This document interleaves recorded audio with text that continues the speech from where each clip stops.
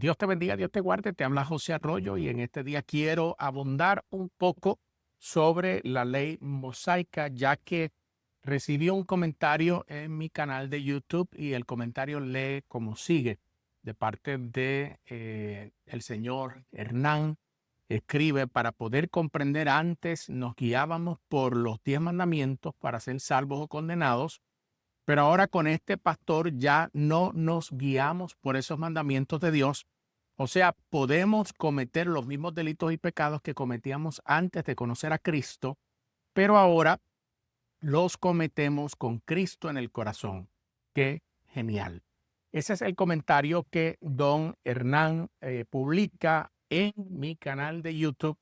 Y aunque no suelo contestar este tipo de comentarios, sí quería hablar un poco y abundar de qué es la ley mosaica.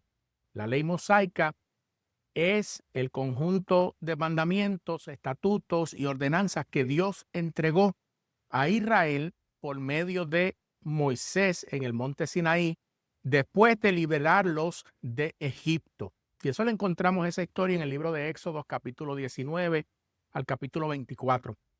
Fue precisamente el pacto que Dios hizo con Israel y su propósito era gobernar su vida espiritual, moral y civil como pueblo escogido de Dios. Eh, la base bíblica para la ley mosaica la encontramos en Éxodo capítulo 20 al capítulo 23. Ahí encontramos los 10 mandamientos y las primeras leyes. Levítico, las leyes sobre sacrificio, sacerdocio, pureza, santidad. El libro de Números y Deuteronomio encontramos la aplicación y repetición de las leyes para la vida diaria y nacional. Ahora bien, la ley mosaica se compone de 3 partes principales. Primero que nada está la ley moral, luego está la ley ceremonial y tercero está la ley civil o judicial. La ley moral habla de los 10 mandamientos y tenía como propósito revelar el carácter santo de Dios y mostrar al hombre lo que es pecado. Por ejemplo, no matarás, no robarás, no tendrás otros dioses delante de mí. Y la vigencia de esa ley moral, sus principios son eternos y siguen reflejando la voluntad de Dios. Y eso lo vemos en Romanos capítulo 7, versículo 12. Ahora bien, cuando vamos entonces a la ley ceremonial, el contenido eran ritos religiosos, sacrificios, fiestas, purificaciones y el sacerdocio. Y el propósito de la ley ceremonial era enseñar al pueblo sobre la santidad de Dios y prefigurar a Cristo y su obra redentora. Esta parte es bien importante que nosotros la entendamos. La ley ceremonial tenía como propósito enseñar al pueblo sobre la santidad de Dios y prefigurar a Cristo y su obra redentora. Ejemplo, los sacrificios de animales, el día de la expiación, la Pascua, las leyes de pureza, cosas que ya no hacemos el día de hoy. El cumplimiento de esta ley ceremonial lo vemos cuando Jesús cumplió estas leyes perfectamente. Ya no son necesarias porque Él es nuestro sacrificio perfecto. ¿Y eso dónde lo encontramos? Hebreos capítulo 10, versículo 1 al 10 y Colosenses capítulo 2, versículos 16 al 17. Tercero está la ley civil o judicial. Y esa ley tenía como contenido normas para gobernar al pueblo de Israel como nación. Y el propósito de esta ley civil o judicial era regular la justicia, las penas, las herencias y la convivencia. Ejemplo de esta ley civil o judicial es la restitución por robo, leyes sobre el trato a extranjeros, castigos por delitos, etc.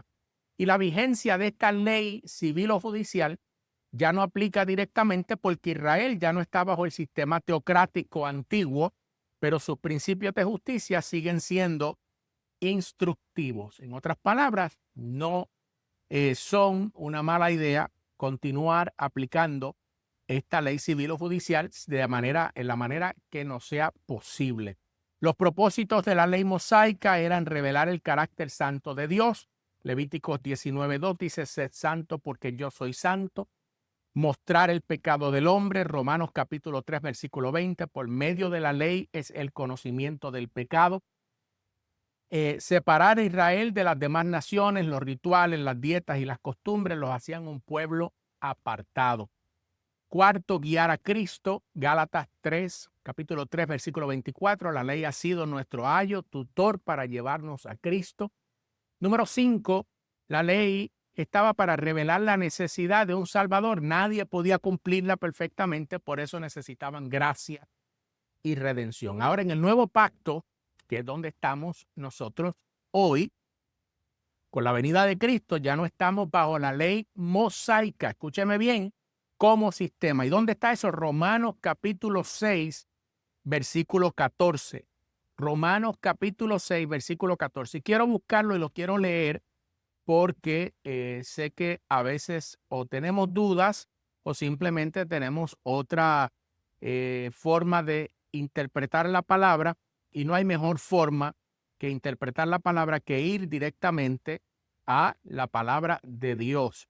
Dice Romanos capítulo 6, versículo 14, porque el pecado no se enseñoreará de vosotros, pues no estáis bajo la ley, sino bajo la gracia. ¿Estamos bajo qué? Ya no estamos bajo la ley mosaica como sistema, sino que estamos bajo la gracia. Y eso lo dice Romanos capítulo 6, versículo 14. Pero la justicia y la santidad que la ley demandaba ahora se cumplen en nosotros por medio del Espíritu Santo. ¿Y eso dónde está? Romanos capítulo 8, versículos 3 y 4. Romanos capítulo 8, versículos 3 y 4. Y voy a ir ahí, quiero leer estas secciones, estos versículos bíblicos, porque entiendo que son importantes. La palabra dice en Romanos capítulo 8, versículos 3 y 4, porque lo que era imposible para la ley, por cuanto era débil por la carne, Dios, enviando a su Hijo en semejanza de carne de pecado y a causa del pecado, condenó al pecado en la carne, para que la justicia de la ley se cumpliese en nosotros, que no andamos conforme a la carne, sino conforme al Espíritu. Entonces, finalmente, en el nuevo pacto, Jesús no abolió la ley, sino que la cumplió perfectamente. Y eso lo encontramos en Mateo capítulo 5, versículo 17. Entonces, de eso se trata la ley mosaica. La ley mosaica se practicaba en el Antiguo Testamento y obviamente hoy, en el Nuevo Pacto, estamos bajo la gracia de nuestro Señor Jesucristo. ¿Significa eso que puedo pecar? No. ¿Significa eso que puedo matar, robar? No. ¿Significa? No, eso no significa eso. Simplemente significa que hoy no estamos llevando la ley mosaica. ¿Por qué? Porque no estamos llevando la ley sacerdotal, por ejemplo. No estamos llevando esas leyes. ¿Por qué? Porque somos libres en Cristo Jesús y no llevamos la ley obligatoriamente, sino que la llevamos porque amamos a Cristo, nuestro Señor y Salvador. De hecho, hablaba de Romanos capítulo 7, versículo 1 al 6, cuando recibí el comentario del caballero que comentó y que hablé al principio del video, donde Pablo, el apóstol Pablo, hacía una mención, una ilustración del matrimonio para explicar que los creyentes ya no estamos bajo la ley, sino unidos a Cristo. Entonces, la pregunta que nos tenemos que hacer, amados, en cuanto a estos versículos bíblicos es: ¿qué ley está mencionando el apóstol Pablo? Y cuando Pablo habla de la ley en este pasaje, se refiere específicamente y principalmente a la ley mosaica en su conjunto. De nuevo, la ley moral, la ley ceremonial y la ley civil. En contexto, Pablo no desprecia la ley, sino más bien la reconoce como santa, justa y buena. Y eso lo vemos en Romanos capítulo 7, versículo 12. Y el problema no era la ley, sino la debilidad humana para cumplirla. La gente se enfoca en la ley y la realidad es que el problema no es la ley, el problema somos nosotros, que no tenemos la habilidad humana para poder cumplirla. ¿Por qué? Porque somos débiles en naturaleza y tenemos una naturaleza que es pecaminosa. Por eso dice que la ley, el apóstol Pablo dice que la ley despertaba las pasiones pecaminosas, es decir, revelaba el pecado, pero no podía librarnos de él. Alabado sea el Señor.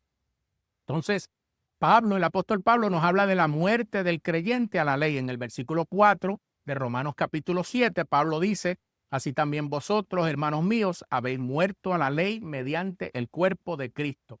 Esto significa que por medio de la muerte de Cristo hemos muerto con Él. Romanos capítulo 6, versículo 6. Esa muerte rompe la relación legal con la ley del antiguo pacto y ya no estamos obligados a cumplir sus ritos o ceremonias para ser aceptos ante Dios. Ya no estamos obligados a matar animales o usted está matando animales. Usted está haciendo sacrificios. No los está haciendo. ¿Por qué? Porque vivimos bajo la gracia. En otras palabras, el creyente ya no busca la justicia por medio de la ley, sino por la fe en Cristo. Gálatas capítulo 2, versículo 19 al 21. Entonces, vivir para Dios en novedad de espíritu. Y dice el versículo 4 y 6, dice, a fin de que llevemos fruto para Dios, para que sirvamos bajo el nuevo régimen del espíritu. ¿Para que sirvamos bajo qué?